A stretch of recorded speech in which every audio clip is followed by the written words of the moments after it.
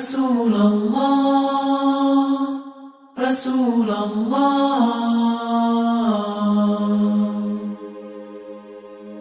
Assalamu alaikum. I'm Yasmin Mogahed, and I'm very honored to join you in this webcast of Celebrate Mercy. And this is something where we are joining together to celebrate the life of a very, very beautiful man, the Prophet Muhammad sallallahu alaihi wasallam.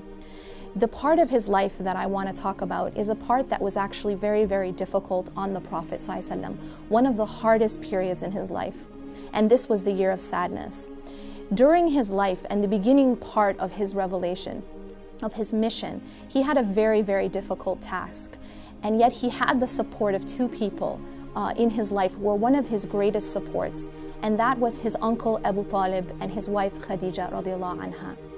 What happened during the year of sadness, in the 10th year of the mission, is both of them died in the same year.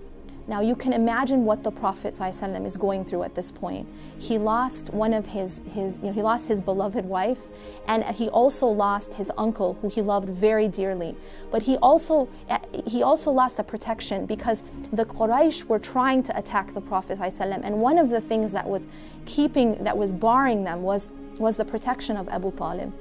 Now during this time, he decided to go to Ta'if, and when he went to Ta'if, the persecution increased and it continued, and the people actually lined up children and others and threw things at him, and even threw stones to such an extent that he was wounded and bleeding, and he was thrown out of the city in this type of humiliating way.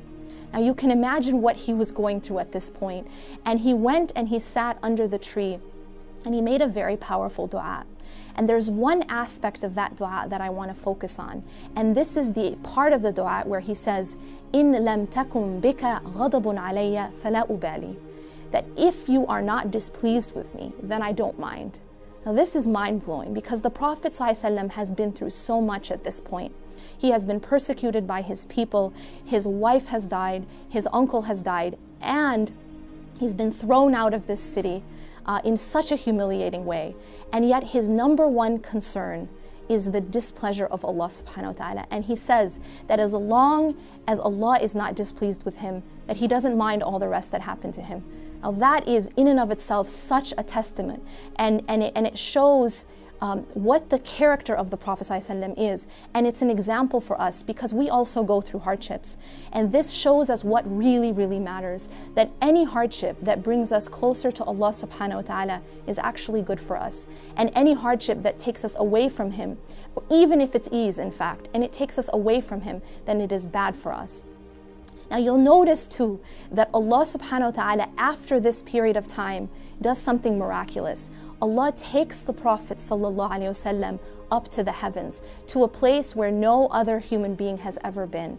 And you see here that it's such a very, very symbolic sort of lesson for us, that when Allah subhanahu wa ta'ala takes away the creation, when Allah subhanahu wa ta'ala takes something from us that we love, but He gives back something better, He gives back something so much greater.